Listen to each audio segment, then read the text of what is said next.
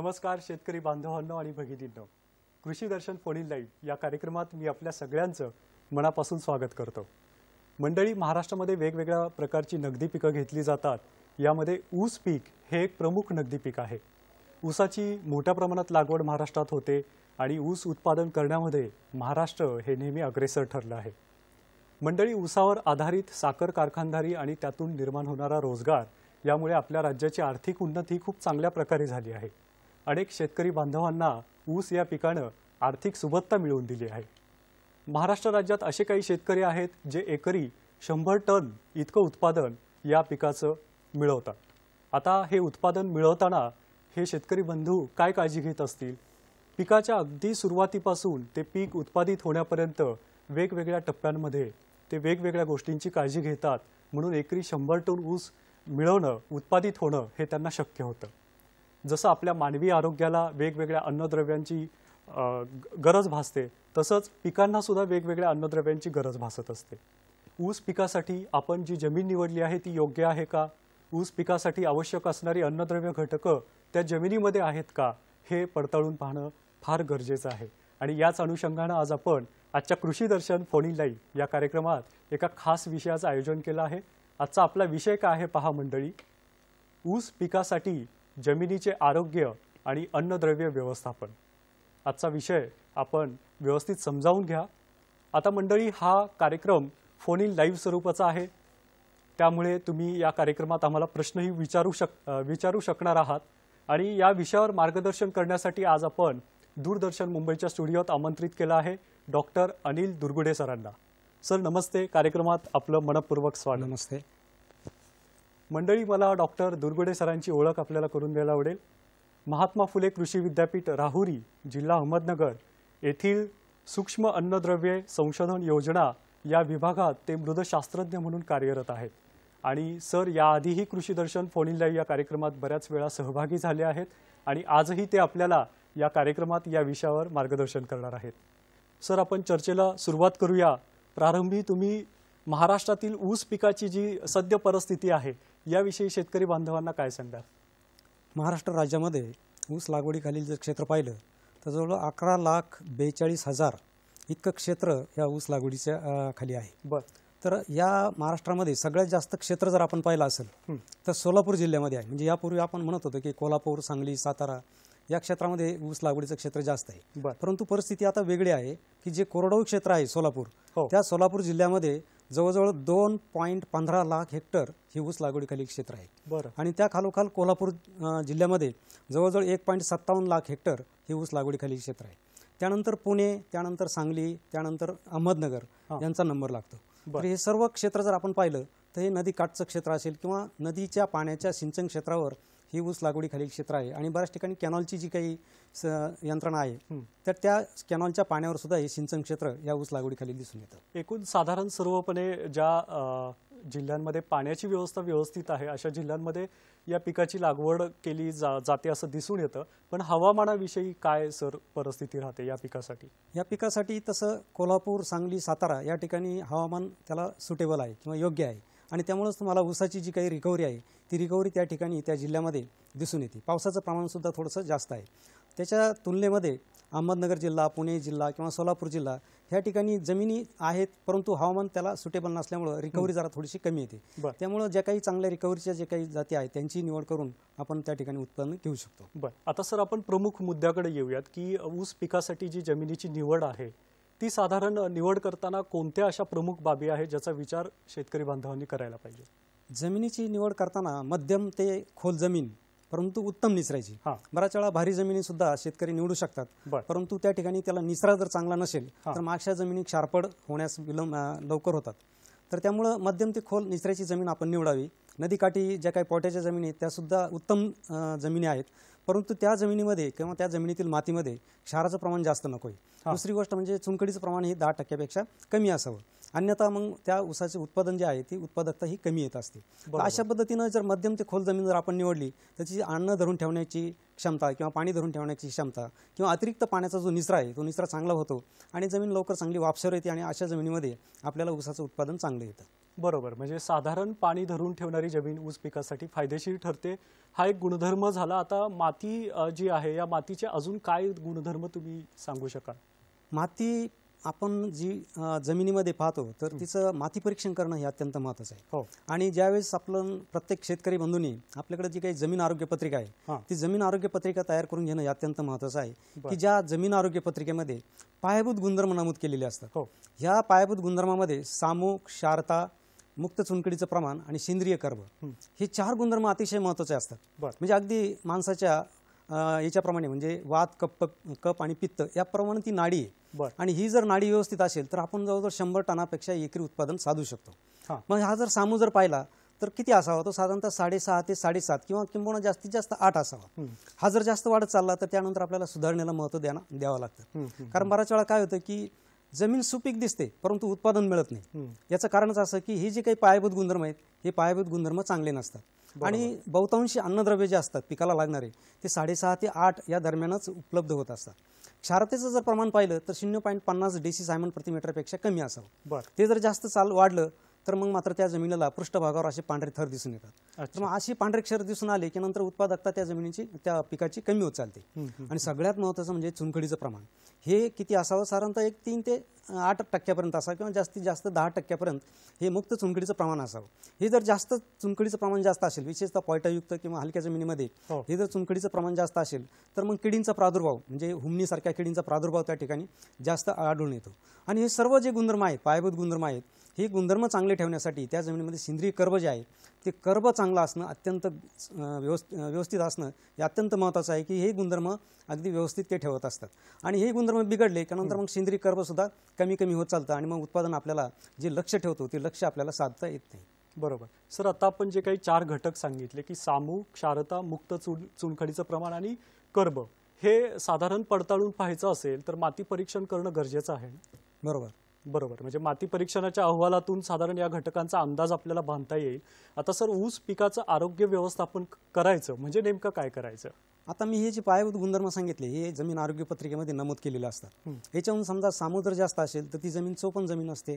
जर क्षाराचं प्रमाण जास्त असेल तर क्षाराचं प्रमाण क्षारयुक्त जमीन म्हणतात आणि दोन्ही जर जास्त असेल तर क्षारयुक्त चोपण जमीन म्हणतात. आता चुनखडीचं प्रमाण 10% जास्त असेल तर चुनखडीयुक्त जमीन म्हणतात. तर अशा पद्धतीनं आपली जमीन जी आहे ती नेमकी कोणत्या वर्गात आहे?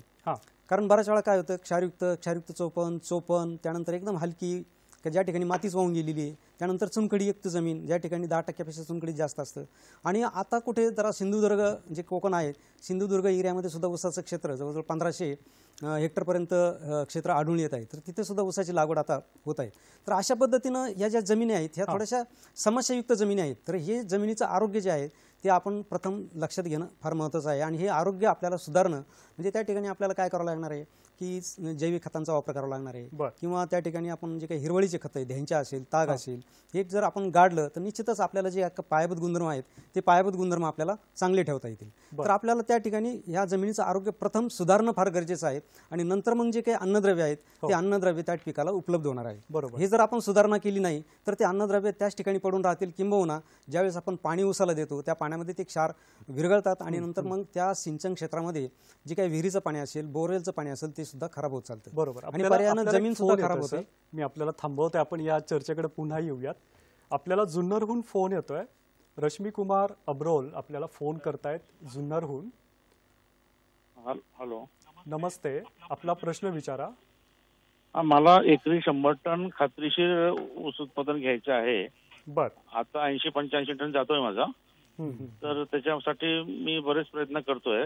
म्हणजे मला खताची मात्रा सुरुवातीपासून भेसळ डोस खतं पहिली बाळ बांधणी आणि मोठी बांधणी हे 2 टप्प्यामध्ये किती खताचे प्रमाण द्यावे आणि शेवटच्या 3ऱ्या टप्प्यामध्ये काय खत द्यावे त्याचं मार्गदर्शन मिळालं तर फार चांगलं होईल. म्हणजे खात्रीशीर आपल्याला 100 टनच्या पुढे जायचं आहे. होय. आपला प्रश्न खूप चांगला आहे. 100 टन उत्पादन आपल्याला एकरी घ्यायचं आहे आणि साधारण 80-85 टन उत्पादन त्यांना आत्ताच मिळत आहे. आणि खतांची मात्रा काय असावी मला वाटतं चर्चेमध्ये आपण पुढे खतांसंदर्भात चर्चा करणार आहोत. त्यावेळेस तुम्हाला या प्रश्नाचं उत्तर नक्की मिळणार आहे. तर साधारण आता आपण सर क्षारयुक्त जमिनींबद्दलची माहिती देत होता. याविषयी बोलताना आपण अजून काय सांगाल? जमिनीचं ज्यावेळेस आरोग्य बिघडतं किंवा अतिरिक्त पाण्याचा वापर होतो त्यावेळेस मात्र ही क्षारयुक्त जमीन त्या ठिकाणी तयार होत असते. म्हणजे क्षारयुक्त जमीन ओळखताना आपण त्या माती परीक्षण जर केलं आणि क्षाराचं प्रमाण जर 1.50 डेसिसायमन प्रति मीटरपेक्षा जास्त असेल आणि 8.5 पेक्षा जर कमी असेल तर क्षारयुक्त जमीन म्हणतो आपण. त्यासाठी माती परीक्षण करणं हे अत्यंत महत्त्वाचं आहे. आणि ही क्षार जर तुमच्या पृष्ठभागावर जमिनीच्या पृष्ठभागावर जर दिसून येत असेल तर आपल्याला हे क्षार कमी करणं म्हणजे त्या जमिनीला निचरा करणं हे अत्यंत महत्त्वाचं आहे. आणि ह्या क्षारयुक्त जमिनीमध्ये कोणत्याही प्रकारचं रासायनिक भूसुधारक वापरायचं नाही हे फार महत्त्वाचं आहे. किंबहुना त्या अशा जमिनीमध्ये आपल्याला हिरवळीचे खत असेल किंवा निचऱ्याद्वारे या क्षारांचा निचरा करणे, त्याचप्रमाणे सेंद्रिय शेती जी म्हणतो आपण ती ह्या जमिनीमध्ये करणं हे अत्यंत महत्त्वाचं आहे. तर अशा पद्धतीनं जर आपण ही जमिनीचं व्यवस्थापन जर केलं तर आपल्याला निश्चितच ऊस पिकाला आपल्याला त्या ठिकाणी उत्पन्न चांगलं घेता येईल. बरोबर. म्हणजे क्षारयुक्त जमीन ओळखायची कशी हे तुम्ही आता सांगितलं, पण आता याचं व्यवस्थापन हा एक महत्त्वाचा भाग आहे. ते कसं करायचं? सगळ्यात महत्त्वाचं मी सांगितलं पहिलं की निचरा, चांगल्या पाण्यानं निचरा करणं हे अत्यंत महत्त्वाचं आहे. हिरवळीचे खतं आपण त्या ठिकाणी घेणं हे अत्यंत महत्त्वाचं आहे. त्याचप्रमाणे क्षार जे आहे ते क्षार जर आपण त्या बाजूचे चर आहेत त्या चरावाटे जर निघून घेतले किंवा आपण सच्छिद्र पाईप निचरा प्रणालीचा अवलंब जर केला आणि क्षार जर वाहून गेले तर निश्चितच आपल्याला ही क्षारयुक्त जमीन जी आहे ती जमिनीचं व्यवस्थापन आपल्याला चांगलं करता येईल. आणि अशा जमिनीमध्ये क्षार प्रतिकारक ज्या काही ऊसाच्या जाती आहेत, उदाहरणार्थ फुले 265 जे आहे क्षार प्रतिकारक जात आहे, अशा जातीचं जर आपण निवड केली तर निश्चितच अशा जमिनीमध्ये सुद्धा आपल्याला ऊसाचं चांगलं उत्पन्न घेता येतं. या संदर्भात ही स्लाइड आपण आता प्रेक्षकांना दाखवतोय सर. आणखी काय सांगाल सर, सुधारणा करायची असेल? शक्यतो ही जमीन पडीत ठेवू नये, आच्छादनाचा वापर करावा. त्याचप्रमाणे पाचट व्यवस्थापन, पुढं जे काही आपल्याला खोडवा धरायचा आहे त्या ठिकाणी पाचट व्यवस्थापन आपण त्या ठिकाणी करणं गरजेचं आहे, कारण सेंद्रिय कर्ब या ठिकाणी कमी असतं. बरोबर. आता यापूर्वी आपण जमिनींचे वेगवेगळे प्रकार सांगितले, यामध्ये क्षारयुक्त जमिनी कशा ओळखाव्यात आणि त्याचं व्यवस्थापन याविषयी आपण मार्गदर्शन केलं. पण आता क्षारयुक्त चोपण जमिनी कशा ओळखायच्या याविषयी काही महत्त्वाच्या बाबी आहेत, याविषयी काय सांगाल? बऱ्याच वेळा काय होतं, क्षारयुक्त जमिनीकडं दुर्लक्ष केलं, कारण क्षारयुक्त जमीन ही त्याचे भौतिक गुणधर्म जर पाहिले तर जमीन भुसभुशीत राहते. त्यामुळे शेतकरी सारखा ऊसासारखे पीक घेत राहतो आणि अतिरिक्त पाण्याचा वापर करत असतो. आणि त्या सुधारणेकडे जर दुर्लक्ष केलं तर त्यानंतर मात्र क्षारयुक्त चोपण जमीन होत असते. म्हणजे त्या क्षारयुक्त चोपण जमिनीमध्ये सोडियम जो काही क्षार आहे तो सुद्धा वाढत चालतो आणि इतर जे काही न्यूट्रल सॉल्ट आहेत, कॅल्शियम, मॅग्नेशियम, क्लोराईड आणि सल्फेट बरोबर हे सगळे क्षार त्या ठिकाणी असतात. सोडियम बरोबर सुद्धा क्लोराईड आणि सल्फेट बरोबर असतात, म्हणून त्या ठिकाणी क्षारयुक्त चोपण जमीन म्हटली जाते. आपण एक स्लाइड दाखवतोय प्रेक्षकांना सर. तर याचा सामू जर आपण जर पाहिला तर 8.5च्या पेक्षा जास्त असतो. क्षाराचं प्रमाण सुद्धा 1.50 डेसिसायमन प्रति मीटर पेक्षा जास्त असतो. तसंच आपल्याला जर एक्सचेंजेबल सोडियम जो म्हणतो, सोडियमचं प्रमाण सुद्धा या अशा जमिनीमध्ये जास्त दिसून येतो. आणि ही जर जमीन आपण पृष्ठभागावरून जर आपण जर पाहिली तर अगदी तेलकट डाग जे असतात, ती काही क्षार जे काही रेतीसारखे क्षार असतात, तर रेती मिश्र जे काही क्षार आहेत ते आपण पृष्ठभागावर दाखवतोय. हो, तर आपण ही जी काही रेती मिश्रित क्षार किंवा तेलकट डागासारखी अगदी पृष्ठभागावर आपल्याला डोळ्याने देखील आपल्याला ही जमीन ओळखता येते. तर अशा जमिनीमध्ये क्षाराचे प्रमाण जास्त असतं, त्याप्रमाणे सोडियमचे प्रमाण जास्त असतं आणि सामू पण जास्त असतं. म्हणून अशा क्षारयुक्त चोपण जमिनी ज्या आहेत त्याला आपण क्षारयुक्त चोपण जमीन म्हणतो. बरं. मग आता या क्षारयुक्त चोपण जमिनींचं जे व्यवस्थापन आहे ते करण्यासाठी काय करावं लागेल? याच्यामध्ये प्रथम आपण जी काही सच्छिद्र भूमिगत निचरा प्रणाली जी आहे, परफोरेटेड पाईप टाकून क्षाराचं प्रमाण किती आहे, त्यानंतर निचरा किती आहे, त्यानंतर उतार किती आहे, या सगळ्या गोष्टी लक्षात घेऊन आपण त्या ठिकाणी सच्छिद्र पाईप जी काही निचरा प्रणाली आहे त्याचा प्रथम वापर करणं फार गरजेचं आहे. कारण त्या जमिनीमध्ये मातीमध्ये सोडियमचं जे प्रमाण असतं ते सोडियमचं प्रमाण आपल्याला कमी करायचं आहे. तर माती परीक्षण करून आपण जिप्सम रिक्वायरमेंट किंवा जिप्सम किती राखतंय ते आपण जर काढून या जमिनीमध्ये जर आपण टाकलं शेणखतात एकत्र करून तर निश्चितच आपल्याला सोडियम कमी झाल्यानंतर आपल्याला अशा जमिनीचा जो काही सामू आहे तो सामू जो आहे तो कमी करता येतो आणि क्षार जो आहे सोडियम सल्फेट नावाचा जो क्षार आहे तो त्या निचऱ्यावाटे निघून जातो. या मुद्द्याकडे आपण परत येऊयात सर. आपल्याला एक फोन येतोय. गोपाळ लावंड आपल्याला फोन करतायत. नमस्कार. नमस्कार गोपाळजी, आपला प्रश्न विचारा. नमस्कार सर. नमस्कार. नमस्कार. लागण केलेल्या ऊसाला एक समान खताची मात्रा आणि पाण्याचे नियोजन करून सुद्धा ऊसाच्या पिकामध्ये एकसारखेपणा जाणवत नाही. याला काय कारणे असू शकतात? काही ठिकाणी जोमदार, काही ठिकाणी विरळ अथवा कमी उंचीचा ऊस दिसून येतो, ज्यामुळे उत्पादन कमी होण्याची भीती निर्माण होते. याविषयी मार्गदर्शन करावं. सर काय सांगाल या प्रश्नावर? काय प्रथम आपण मी सांगितलं की जी जमीन आहे त्या जमिनीमधली जी काही माती आहे त्या मातीचं परीक्षण करून घ्या. दुसरी गोष्ट काय होतं की जो काही मुरुम किती फुटावर आहे तो आपल्या सलग जमिनीमध्ये सारखा एकाच फुटाच्या रेंजमध्ये नसतो. कधी कधी वर असतो, कधी कधी खाली असतो. किंबहुना चुनखडीचं प्रमाण जे आहे खोलीमध्ये ते सुद्धा कमी जास्त असतं. जशी खोली वाढते तसं चुनखडीचं प्रमाण सुद्धा वाढत जातं आणि हे कमी जास्त प्रमाण असतं. मग ज्या ठिकाणी चुनखडीचं प्रमाण जास्त आहे त्या ठिकाणी तुम्हाला वाढ जरा कमी दिसेल, किंवा ज्या ठिकाणी जरा थोडीशी हलकी आहे त्या ठिकाणी वाढ कमी दिसेल, किंवा ज्या ठिकाणी सामू जरा वाढलेला आहे त्या ठिकाणी तुम्हाला अन्नद्रव्य उपलब्ध होत नाही. तर अशा पद्धतीने जे काही पायाभूत गुणधर्म आहे ते पायाभूत गुणधर्म आपण तपासून घ्या आणि सुधारणा करा. आणि त्यानंतर आपल्याला सगळ्यात महत्त्वाचं आहे की सेंद्रिय कर्ब वाढवणे. सेंद्रिय कर्ब जर तुम्ही वाढवला तर तुम्हाला त्या जमिनीमध्ये हे जे काही पायाभूत गुणधर्म आहेत हे पायाभूत गुणधर्म अत्यंत चांगले राहतील आणि मग आपल्याला ती एकसारखे पीक जे काय आहे ते आपल्याला घेते. सगळ्यात महत्त्वाचं म्हणजे बेसल डोस हा फार महत्त्वाचा असतो. बेसल डोस जर आपण उसाला व्यवस्थित, कारण बरेच शेतकरी बेसल डोस देत नाही आणि लागवड करतात आणि नंतर फक्त युरियाचा जास्त वापर करतात. मग त्यामुळे काय होतं की तणांची जी वाढ होते त्या तणांनाच युरियाची जी काही मात्रा आहे किंवा नात्राची मात्रा जास्त बेसलला दिली जाते, उगवून झाल्यानंतर दिली जाते आणि बेसलला खतं टाकली जात नाही. परंतु हे अत्यंत चुकीचं आहे. सरी खत जे आहे ते सरी खत जर आपण बेसल डोस म्हणून जर दिलं आणि नंतर आपण ठिबकद्वारे जर त्याचं नियोजन केलं तर निश्चितच आपल्याला अशा जमिनीमध्ये सुद्धा चांगल्या प्रकारे ऊसाची लागवड करता येते. बरोबर. एकूणच आपण जे आता मार्गदर्शन केलं त्याचा नक्की फायदा आता ज्या शेतकरी बांधवांनी आपल्याला प्रश्न विचारला गोपाळ लावंड यांनी त्यांना होणार आहे. आता चोपन जमिनींची व्यवस्थापन कसं करायचं आणि त्याच्यावरती सुधारणा कशी करता येईल आणि अजून वेगवेगळ्या खतांचा वापर आपल्याला या पिकासाठी कसा करता येईल या संदर्भात आपण जाणून घेणार आहोत, पण एका छोट्याशा व्यावसायिक विश्रांतीनंतर.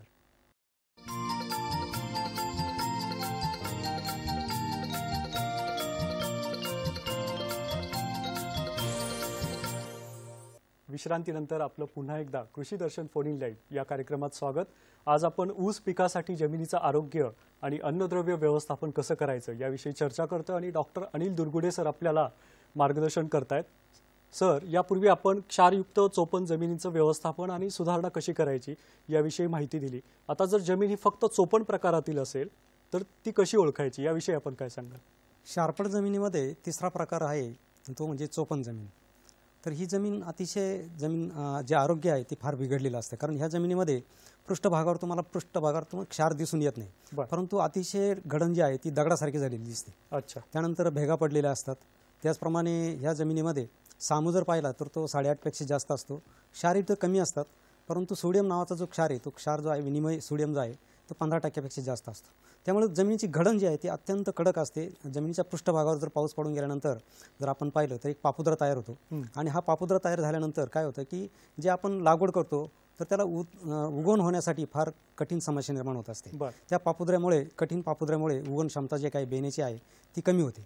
तर अशा पद्धतीने ही चोपन जमीन आपण ढोबळमानाने अतिशय भेगा पडलेली, काळी, कडक घडण झालेली अशा पद्धतीने आणि अति खोल आणि निचरा कमी असतो, पाण्याचा निचरा होत नाही आणि जो काही सामू वाढल्यामुळं जो काही सोडियम आहे तो एकदम सगळ्यात जास्त सोडियमचं प्रमाण त्या ठिकाणी त्या जमिनीमध्ये असतं आणि दूध फुटल्यासारखे इतर जे क्षार आहेत कॅल्शियम, मॅग्नेशियम ही त्या जमिनीच्या खाली अगदी 2-3 फुटावर त्या ठिकाणी साठतात आणि अशा प्रकारचे कॅल्शियम कार्बोनेट किंवा जिप्सम अशा प्रकारचे जे काही थर आहेत ते थर त्या ठिकाणी त्या जमिनीमध्ये तयार होत असतात आणि ती जमीन मग निचरा होत नाही आणि निचरा जर झाली नाही तर जमीन वापशावर जर आली नाही तर नंतर मात्र त्या पिकाच्या मुळ्यांची वाढ चांगली होत नाही. मुळ्यांची वाढ चांगली जर झाली नाही आणि सामू जर वाढलेला असेल तर मात्र त्या पिकाला अन्नद्रव्ये जे असतात ते अन्नद्रव्य असूनही त्या ठिकाणी घेता येत नाही, कारण बहुतांशी अन्नद्रव्ये जे आहेत ते 6.5 ते 7.5 या दरम्यानच उपलब्ध होत असतात. म्हणून आपल्याला सामू जो आहे तो सामू व्यवस्थित ठेवणं हे अत्यंत महत्त्वाचं आहे.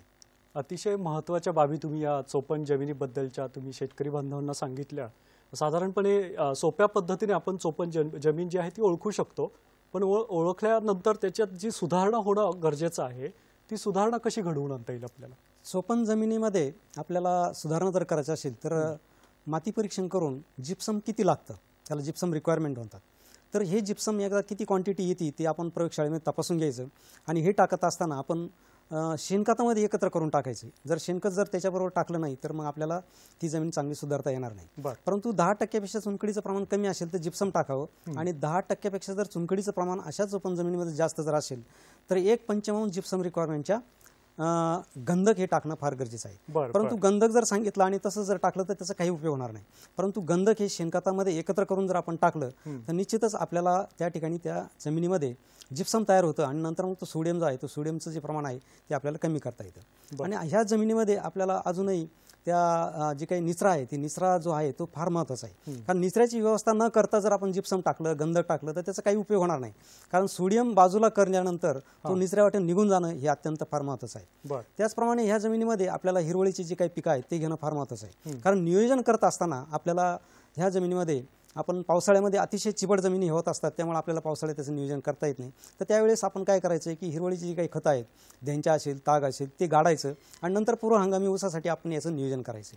तर अशा पद्धतीनं आपण याचं नियोजन करू शकतो. आणि दुसरी गोष्ट सूक्ष्म अन्नद्रव्याचं नियोजन. ह्या ठिकाणी काय होतं की सामू जास्त असल्यामुळं आपल्याला जे काही सूक्ष्म अन्नद्रव्य आहेत त्यांचाही आपण स्लरीद्वारे किंवा शेणखतातून मुरून जर वापर केला, विशेषतः जस्त असेल, झिंक असेल, यांचा वापर जर आपण केला तर निश्चितच अशा जमिनीमध्ये सुद्धा आपल्याला जे पीक पिवळं पडतं ते पिवळं होणार नाही.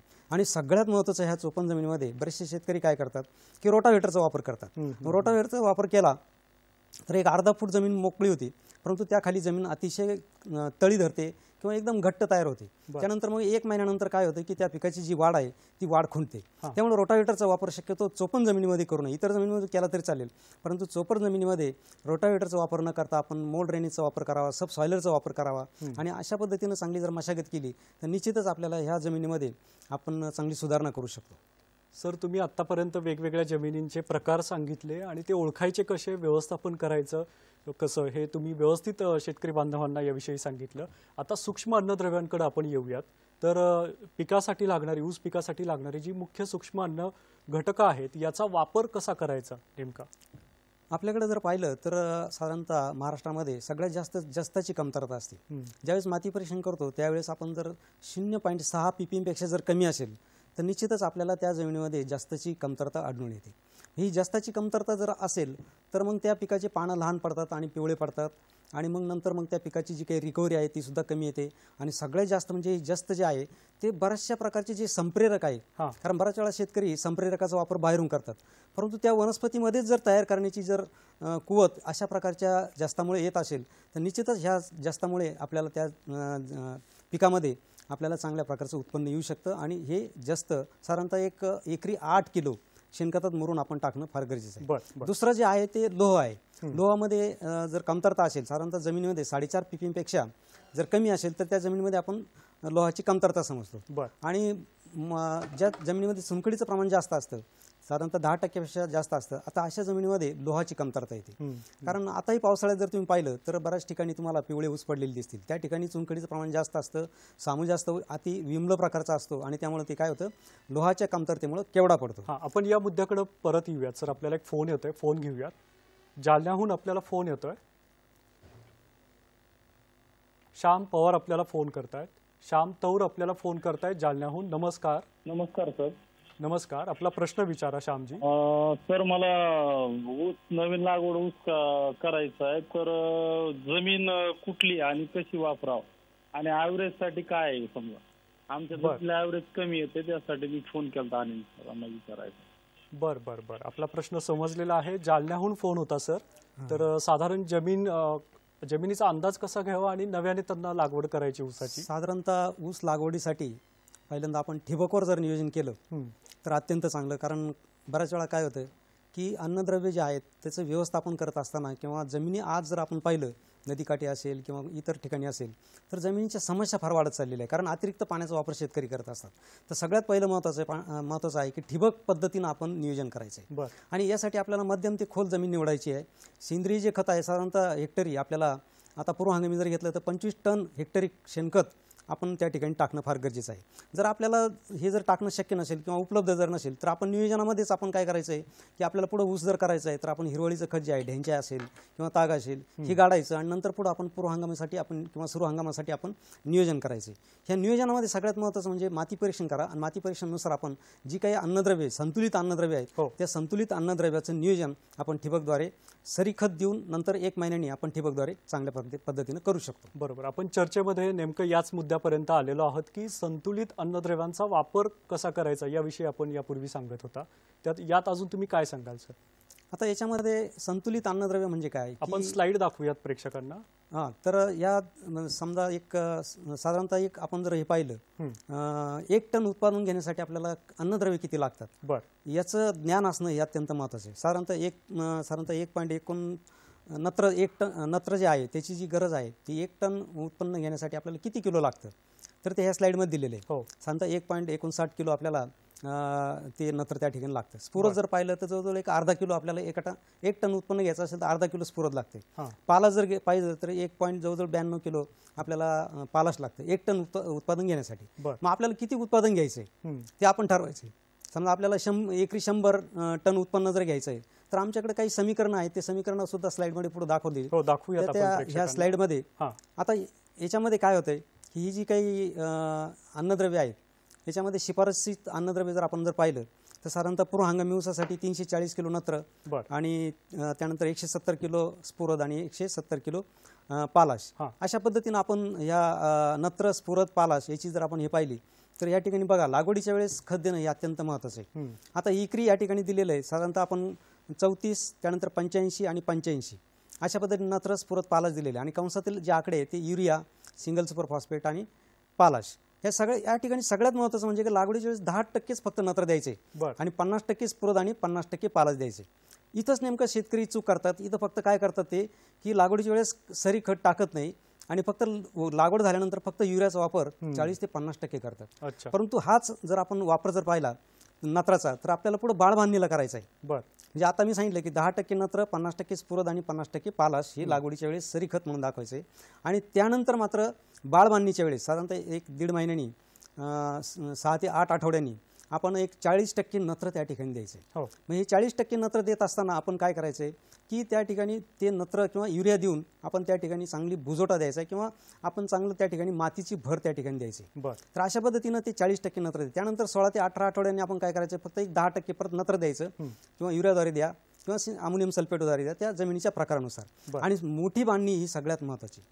साधारणतः एक 4.5 ते 5 महिन्यानंतर आपल्याला ही मोठी बांधणी असते आणि आकडेवारी दाखवते प्रेक्षकांना. तर ह्यानंतर लागवडीतून तिसरा डोस बघा एक 34 आणि तो कंसातील आकडा जो आहे तो युरिया दिलेला आहे. आणि सगळ्यात महत्त्वाची म्हणजे मोठी खांडी जी आहे त्यावेळेस साधारणतः 4.5-5 महिन्यांनी आपण त्या ठिकाणी नत्र 40% आणि उर्वरित जो काही 50% स्फुरद आणि 50% जो पालाश आहे त्या ठिकाणी देणं ते गरजेचं असते. मग त्या ठिकाणी आपण जमिनीच्या प्रकारानुसार आपण जर सर्वसाधारण असेल तर युरिया, सिंगल सुपर फॉस्फेट आणि म्युरेट ऑफ पोटॅश आपण त्याचा वापर करू शकतो.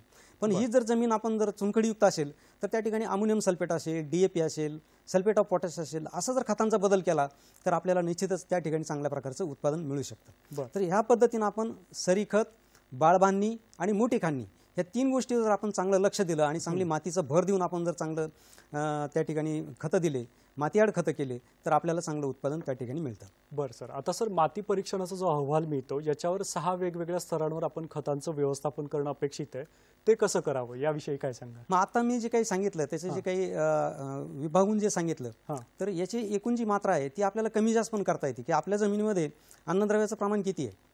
तर ह्या अन्नद्रव्याचं प्रमाण आपण त्या ठिकाणी पहा की ते आपल्या जमिनीमध्ये अत्यंत कमी असेल किंवा कमी असेल तर आपल्याला तो जो काही शिफारस मी आता सांगितली त्याच्यामध्ये अत्यंत कमी असेल तर आपल्याला 50% आपल्याला वाढवून द्यावा लागेल. कमी जर असेल तर 25% आपल्याला जो शिफारस जी केलेली आहे तो आपल्याला वाढवून द्यावा लागेल.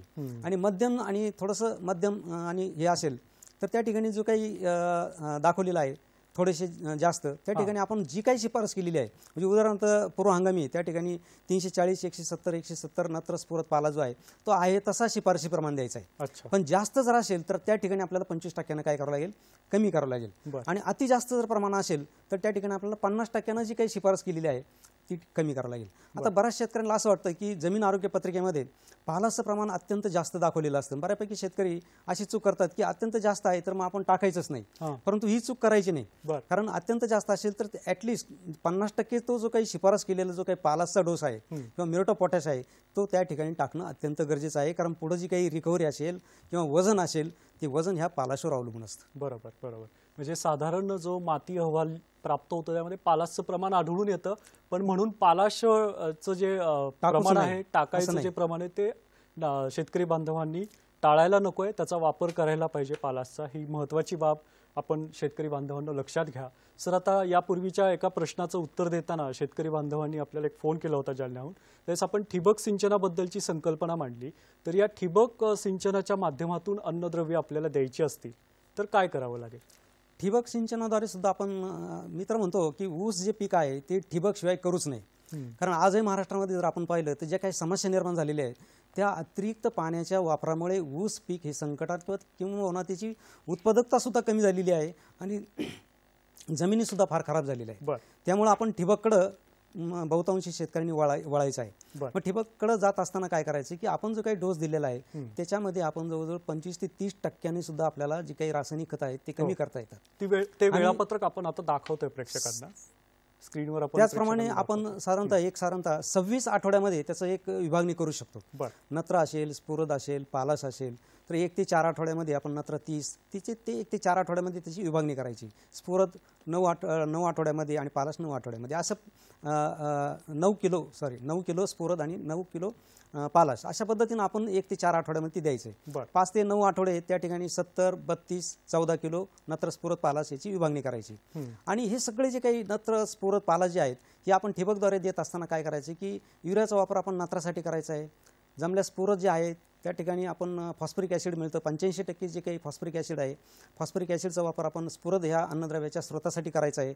मात्र स्फुरदाचा जे काही फॉस्फरिक ॲसिडद्वारे जो वापर करतो त्याचा अतिरिक्त वापर आपण करायचा नाही. जी काही आपण ठरवून दिलेली आहे तेवढीच मात्र आपण त्या फॉस्फरिक ॲसिडद्वारे द्यायचं आहे. आणि पालाश जे आहे तो आपण पांढरं पोटॅश जे मिळतं त्याच्याद्वारे सुद्धा आपण त्याचं नियोजन करू शकतो. किंबहुना बाजारामध्ये 1919 आहे, 1261 आहे, 1345 आहे, 1744 आहे असे विरघळणारे म्हणजे जवळजवळ 99% विरघळणारे जे काही बाजारात खतं आहेत त्यांचाही वापर करून आपण ते काही आता 26 आठवडे सांगितले त्या आठवड्यामध्ये त्याची विभागणी करून आपण त्या ऊस पिकात जर दिले तर निश्चितच आपल्याला त्या पीक वाढीच्या अवस्थेनुसार किंवा त्या पीक वाढीच्या कालावधीमध्ये आपल्याला अशा प्रकारचं अन्नद्रव्याचं नियोजन जर केलं तर निश्चितच आपल्याला उत्पादनामध्ये वाढ होते आणि त्याची रिकव्हरी जी असेल ती रिकव्हरी पण चांगली येते.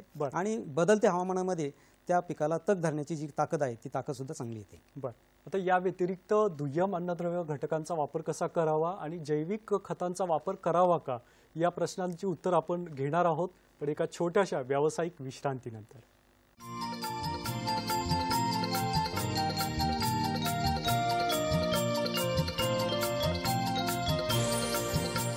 विश्रांतीनंतर आपलं पुन्हा एकदा स्वागत मंडळी. आज आपण ऊस पिकासाठी जमिनीचं आरोग्य आणि अन्नद्रव्य व्यवस्थापन या विषयावर चर्चा करतो आणि डॉक्टर अनिल दुर्गुडे सर आपल्याला मार्गदर्शन करतायत. सर आता ऊस पिकासाठी जी दुय्यम प्रकारची अन्नद्रव्य घटकं आहेत याचा वापर कसा करावा याविषयी आपण काय सांगा? बरेचसे शेतकरी बंधू मुख्य अन्नद्रव्याकडे लक्ष देतात म्हणजे नत्र, स्फुरद, पालाश याविषयी आपण चर्चा केलीच आहे.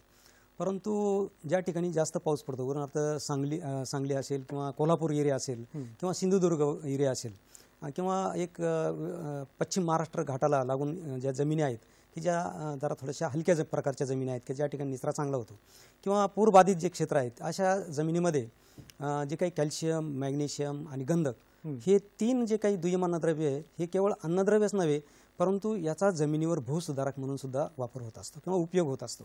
हे अत्यंत महत्त्वाचं आहे कारण अशा जमिनीमध्ये साधारणतः जर कॅल्शियम आता पूरबाधित आपण जर पाहिलं सांगली असेल कोल्हापूर जे काही क्षेत्र आहे त्या ठिकाणी पूर येतो आणि जमिनीमधले क्षार जे आहेत ते क्षार अतिशय जलद प्रमाणात निघून जातात आणि नंतर वाळल्यानंतर अतिशय कडक असं त्याची घडण तयार होत असते आणि ही जर घडण कडक जर असेल तर नंतर मळ्यांची वाढ चांगली होत नाही.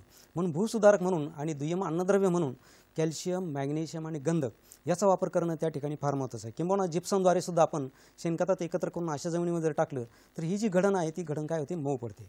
आणि कॅल्शियम हे फार महत्त्वाचं दुय्यम अन्नद्रव्य आहे. त्याच्यामुळे काय होतं की त्या पिकाची रिकव्हरी असेल किंवा त्याचं जे वजन आहे ते वजन हे त्या कॅल्शियममुळे येत असतं. मॅग्नेशियममुळे काय होतं की त्या पानामध्ये हिरवा जो रंग आहे किंवा हरितद्रव्य आहेत ते तयार करण्याचे कारण शेवटी पान जे आहेत ते पान जितकं हिरवगार असेल तितकं अन्न तयार करण्याची जी काही क्रिया आहे ती जलद गतीने होत असते. आणि सल्फर सुद्धा तसंच आहे. पुढे रिकव्हरी जी आहे ती रिकव्हरी सगळी ह्या गंधकावर अवलंबून असते. म्हणून हे दुय्यम अन्नद्रव्यच नव्हे तर भूसुधारक म्हणून सुद्धा हे दुय्यम अन्नद्रव्य उपयोगात असतं. मग यासाठी आपण साधारणतः बाजारात कॅल्शियम, मॅग्नेशियम, गंधक असणारे ग्रेड सुद्धा उपलब्ध आहेत. तसंच जिप्सम जे आहे ते जिप्सम सुद्धा उपलब्ध आहेत आणि हे जिप्सम आपण केवळ हे जे काही दुय्यम अन्नद्रव्य आहेत हे शेणखतात किंवा गांडूळ खतात एकत्र करून मुरून जर आपण त्या जमिनीमध्ये टाकलं तर निश्चितच जी घडण आहे ती घडण अतिशय चांगली होत असते आणि मुळ्यांची वाढ त्या ठिकाणी चांगली दिसून येते. बरं सर, आता बऱ्याच वेळा काय होतं शेतकरी बांधव या अन्नद्रव्यांची कार्यक्षमता वाढवण्यासाठी जैविक खतांचा वापर करतात तर तो करावा का याविषयी आपण काय सांगा? अन्नद्रव्यांची कार्यक्षमता वाढवणं ही शेतकऱ्याच्या हातात असलेली गोष्ट आहे. कारण आपल्याकडे काय होतंय की अन्नद्रव्य जमिनीमध्ये भरपूर आहेत परंतु ती उपलब्ध होत नाही. आता नत्र जर पाहिलं तर एक साधारणतः 40 ते 50% उपलब्ध होतात, बाकीचे बाष्पीभवनाद्वारे उडून जातात किंवा आपण खत दिल्यानंतर जास्त पाणी देतो त्या पाण्याद्वारे सुद्धा निघून जातात.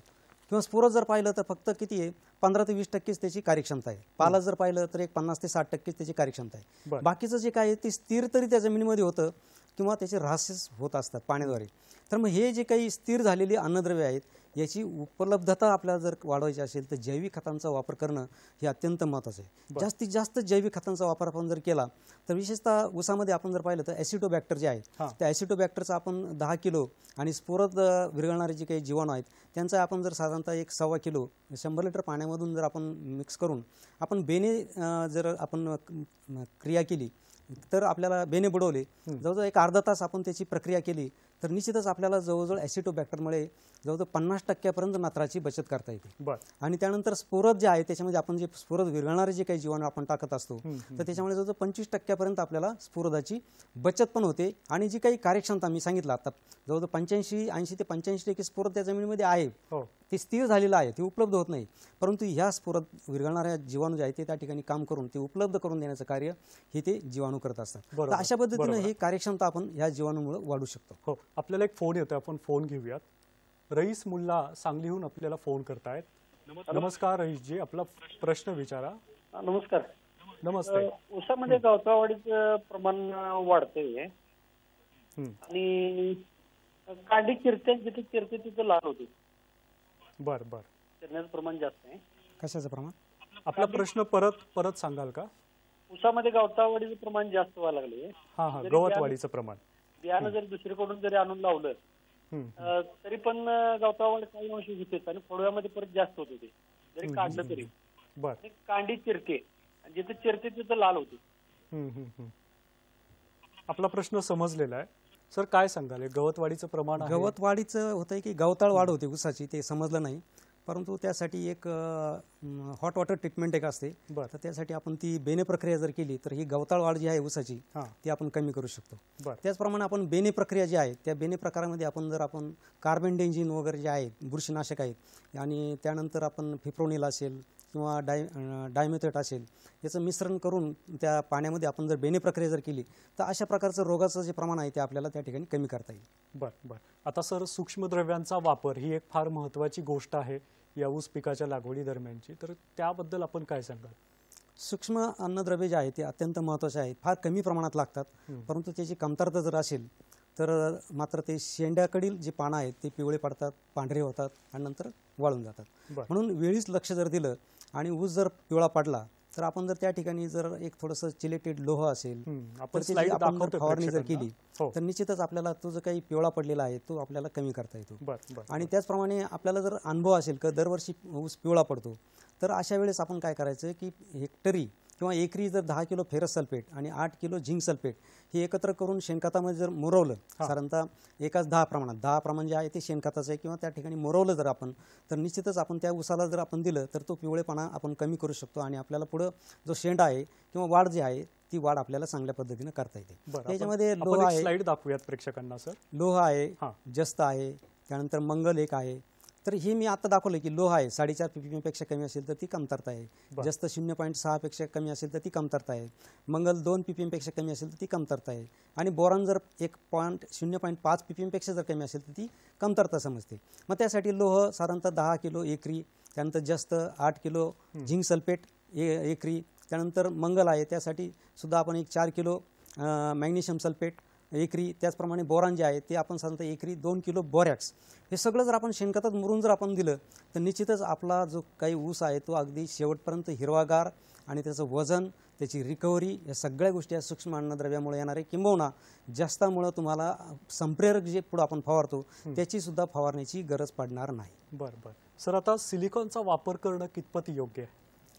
सिलिकॉनचा सुद्धा एक वसंतदादा शुगर इन्स्टिट्यूट जी काही मांजरीला संस्था आहे त्यांची एक शिफारस आहे की साधारणतः 350 किलो सिलिकॉनची वापर करण्याची एक शिफारस आहे. परंतु हे जे काही सिलिकॉन आहे ते सगळ्या जमिनीमध्ये कमतरता आहे असं नाही, परंतु ज्या जमिनी जास्त निचऱ्याच्या आहेत, ज्या ठिकाणी जास्त पाऊस पडतो तर त्या ठिकाणी आपण हा सिलिकॉनचा वापर जर आपण केला तर निश्चितच आपल्याला कॅल्शियम सिलिकेटद्वारे आपण जर त्या जमिनीमध्ये टाकलं तर निश्चितच जे काही ऊस नंतर वाढल्यानंतर लोळतो तर तो लोळण्याचं प्रमाण कमी होतं आणि त्या ठिकाणी स्फुरदाची उपलब्धता आहे ती उपलब्धतासुद्धा चांगली वाढते. ओके सर, आता आपल्याला यापूर्वी एक प्रश्न आला होता की एकरी 100 टन ऊसाचं उत्पादन मिळवायचं आहे, त्यासाठी काय फॉर्म्युला आहे किंवा काय तंत्र आहे, काय सांगाल सर? 100 टन जर आपल्याला उत्पन्न घ्यायचं आहे तर त्यासाठी आपल्याला नुसतं रासायनिक किंवा फक्त सेंद्रिय असं नाही, त्याच्यामध्ये एकात्मिक अन्नद्रव्य व्यवस्थापन करणं हे अत्यंत महत्त्वाचं आहे. मग त्याच्यामध्ये पहिला प्रश्न काय आहे की आपण त्या जमिनीला आपण साधारणतः एकरी 10 टन शेणखत त्या ठिकाणी टाकणं गरजेचं आहे. माती परीक्षानुसार जे मी आता सांगितलं की ठिबकद्वारे आपण सरीखत द्या आणि त्यानंतर आपण जे काही शेड्यूल आहे पीक वाढीच्या अवस्थेनुसार त्या पद्धतीनं आपण माती परीक्षानुसार खतं द्यायची आहेत. त्याचप्रमाणे सूक्ष्म अन्नद्रव्याचा वापर हा कमतरतेनुसार करायचा आहे. त्यानंतर बेणे प्रक्रिया जी आहे ते बेणे प्रक्रिया जर आपण केली तर निश्चितच आपल्याला जे काही अन्नद्रव्य आहे त्याची कार्यक्षमतासुद्धा आपल्याला वाढवता येणार आहे. आणि आपल्याला जे काही पाणी द्यायचं आहे ते पाणी आपल्या जमिनीचा जो काही पोत आहे तो कसा आहे त्या पोतानुसार आपण जर ते ड्रीप शेड्यूल जे आहे ते जर आपण व्यवस्थित जर ठेवलं तर निश्चितच ह्या एकात्मिक अन्नद्रव्य व्यवस्थापनामुळे आपल्याला अशा प्रकारचं 100 टन एकरी उत्पन्न आपण घेऊ शकतो.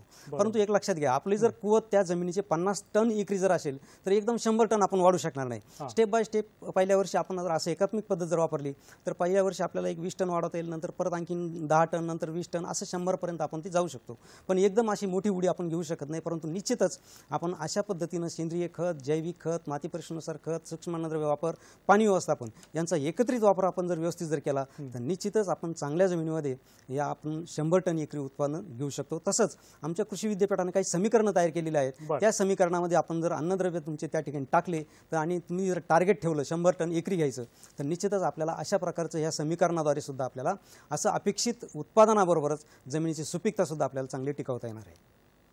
ओके सर, आपण खूप चांगल्या पद्धतीने ऊस पिकासाठीचं जमिनीचं आरोग्य कसं असायला पाहिजे, अन्नद्रव्य घटकांचा वापर कसा करायला पाहिजे, वेगवेगळ्या जमिनी कशा ओळखायच्या याबद्दलची सविस्तर माहिती तुम्ही आज शेतकरी बांधवांना दिली. शेतकरी बंधू भगिनींनो, 100 टन एकरी उत्पादन मिळवणं हे शक्य आहे. सरांनी आज ज्या बाबी सांगितल्या त्या तुम्ही लक्षात घ्या आणि त्या कृतीत आणा. तुम्हाला नक्की एकरी 100 टन ऊसाचं उत्पादन मिळेल अशी आशा आम्ही व्यक्त करतो. या विषयाला अनुसरून खूप चांगल्या पद्धतीने विस्तृत माहिती तुम्ही शेतकरी बांधवांना दिली त्याबद्दल दूरदर्शन मुंबईच्या वतीने मी आपले मनपूर्वक आभार मानतो आणि आपल्याला भावी वाटचाली शुभेच्छा देतो. धन्यवाद.